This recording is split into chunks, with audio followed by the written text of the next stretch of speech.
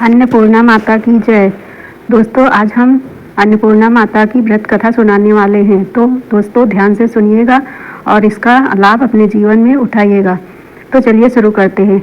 अन्नपूर्णा माता की व्रत कथा। माँ अन्नपूर्णा माता का व्रत महाव्रत मार्गशीर्ष मास के कृष्ण पक्ष पंचमी से प्रारंभ होता है और मार्गशीर्ष शुक्ल षष्ठी को समाप्त होता है। यह उत्तमोत्तम व्रत 17 दिनों का होता है और कई भक्त 21 दिन तक भी पालन करते हैं। मां अन्नपूर्णा माता के महाव्रत की कथा। एक समय की बात है, काशी निवासी धनंजय की पत्नी का नाम सुलक्षणा था। उसे अन्य सब सुख प्राप्त थे, केवल निर्धनता ही उसके दुख का एकमात्र कारण थी। यह दुख उसे हर समय सताता रहता था। एक दिन सुलक्षणा पति से बोली, स्वामी आप कुछ उद्यम करो तो काम चले। इस प्रकार कब तक काम चलेगा? सुलक्षणा की बात धनंजय के मन में बैठ गई और वह उसी दिन विश्वनाथ शंकर जी को प्रसन्न करने के लिए बैठ गया और कहने लगा, हे देवादिदेव महादेव विश्वेश्वर, मुझे पूजा पाठ कुछ आता नहीं है, केवल आपके भरोसे बैठा हूँ। इतनी विनती करके वह 2-3 दिन भूखा प्यासा बैठा रहा।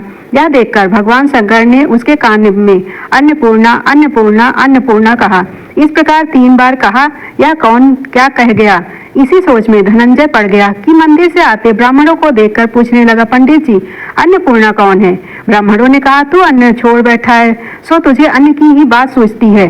जा घर जाकर अन्न ग्रहण कर। धनंजय घर गया, स्त्री से सारी बात कही। वह बोली, नाथ चिंता मत करो, स्वयं शंकर जी ने यह मंत्र दिया है, वे स्वयं ही खुलासा करेंगे, आप फिर जाकर उनकी आराधना करो। धनंजय फिर जैसा का तैसा पूजा में बैठ गया। रात्रि में शंकर जी ने आज्ञा दी और कहा, तू पूर्व दिशा में चला जा। वह अन्नपूर्णा का नाम जपता जाता और रास्ते में फल खाता, झरनों का पानी पीता जाता। इस प्रकार कितने ही दिनों तक चलता गया। वहां उसे चांदी सी चमकती वन की शोभा देखने में आई, सुंदर सरोवर देखने में, या उसके किनारे कितनी ही अप्सराएं झुंड बनाए बैठी थी। एक कथा सुनती और सब मिलकर मां अन्नपूर्णा इस प्रकार बार बार कहती थी। यह अगहन मार्गशीर्ष मास की उजेली रात्रि थी और आज से ही व्रत का आरंभ था। जिस शब्द की खोज करने वह निकला था वह उसे वहां सुनने को मिला। धनंजय ने उनके पास जाकर पूछा, हे देवियों, आप यह क्या करती हो? उन सब ने कहा, हम सब मां अन्नपूर्णा का व्रत करती हैं। धनंजय ने पूछा, व्रत पूजा करने से क्या होता है? या किसी ने किया भी है? इसे कब किया जाए? कैसा व्रत है? मैं और कैसी विधि है? मुझे भी विस्तार से बताओ।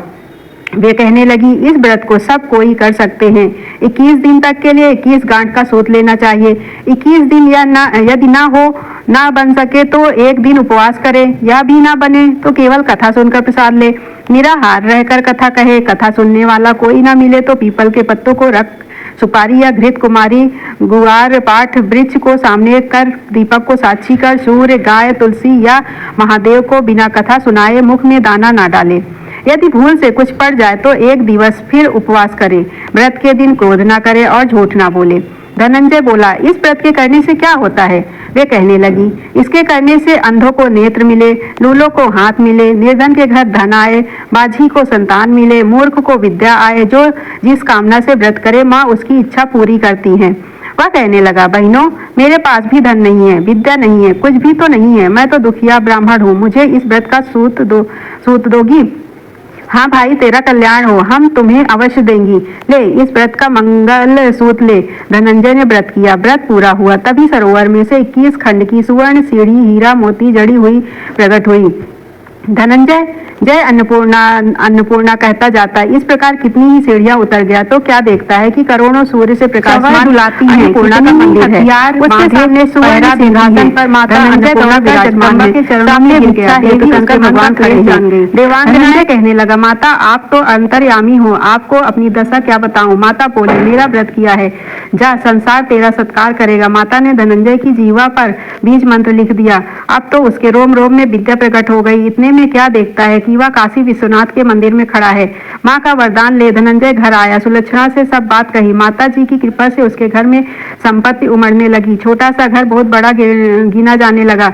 जैसे शहद के छत्ते में मक्खियां जमा होती हैं, उसी प्रकार अनेक सगे संबंधी आकर उसकी बड़ाई करने लगे। कहने लगे, इतना धन और इतना बड़ा घर, सुंदर संतान नहीं तो इस कमाई का कौन भोग करेगा? सुलक्षणा से संतान नहीं है, इसलिए तुम दूसरा विवाह करो।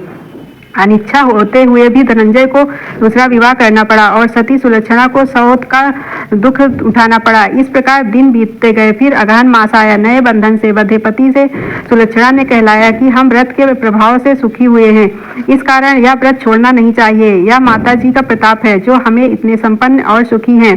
सुलक्षणा की बात सुन धनंजय उसके यहाँ आया और व्रत में बैठ गया। नई बहू को इस व्रत की खबर नहीं थी। वह धनंजय के आने की राह देख रही थी। दिन बीतते गए और व्रत पूर्ण होने में 3 दिवस बाकी थे कि नई बहू को खबर पड़ी। उसके मन में ईर्ष्या की ज्वाला दहकने लगी। सुलक्षणा के घर आ पहुंची और उसने वहां भगदड़ मचा दी। वह धनंजय को अपने साथ ले गई। नए घर में धनंजय को थोड़ी देर के लिए निद्रा ने आ दबाया। इसी समय नई बहू ने उसका व्रत का सूत तोड़कर आग में फेंक दिया। अब तो माता जी का कोप जाग गया। घर में अकस्मात आग लग गई। सब कुछ जलकर खाक हो गया। सुलक्षणा जान गई और पति को फिर अपने घर ले आई। नई बहू रोतकर पिता के घर जा बैठी।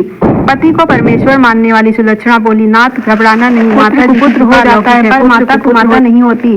अब आप श्रद्धा और भक्ति से आराधना शुरू करो, वे जरूर हमारा कल्याण करेंगी। धनंजय फिर माता के पीछे पड़ गया। फिर वही सरोवर सीढ़ी प्रकट हुई। उसने माँ अन्नपूर्णा कहकर वह उतर गया। वहां जय माता जी के चरणों में रुदन करने लगा। माता प्रसन्न हो बोली, हे मेरी स्वर्ण की मूर्ति ले उसकी पूजा करना, या मेरी स्वर्ण की मूर्ति ले उसकी पूजा करना, तू फिर सुखी हो जाएगा। जा, तुझे मेरा आशीर्वाद है। तेरी स्त्री सुलक्षणा ने श्रद्धा से मेरा व्रत किया है, उसे मैंने पुत्र दिया है। धनंजय ने आंखें खोली तो खुद को काशी विश्वनाथ के मंदिर में खड़ा पाया। वहां से फिर उसी प्रकार घर को आया। इधर सुलक्षणा के दिन चढ़े और महीने पूरे होते ही पुत्र का जन्म हुआ। गांव में आश्चर्य की लहर दौड़ गई। इस प्रकार उसी गांव के निसंतान सेठ के पुत्र होने पर उसने माता अन्नपूर्णा का मंदिर बनवा दिया। उसमें माताजी धूमधाम से पधारी, यज्ञ किया और धनंजय को मंदिर के आचार्य का पद दे दिया।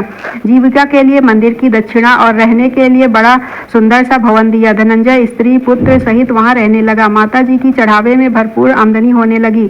उधर नई बहू के पिता के घर डाका पड़ा, सब लुट गया। वे भीख मांगकर पेट भरने लगे। सुलक्षणा ने यह सुना तो उन्हें बुला भेजा, अलग घर में रख लिया और उनके अन्य वस्त्र का प्रबंध कर दिया। धनंजय, सुलक्षणा और उसका पुत्र माताजी की कृपा से आनंद से रहने लगे। माताजी ने जैसे इनके भंडार भरे वैसे सबके भंडार भरे। जय अन्नपूर्णा माता।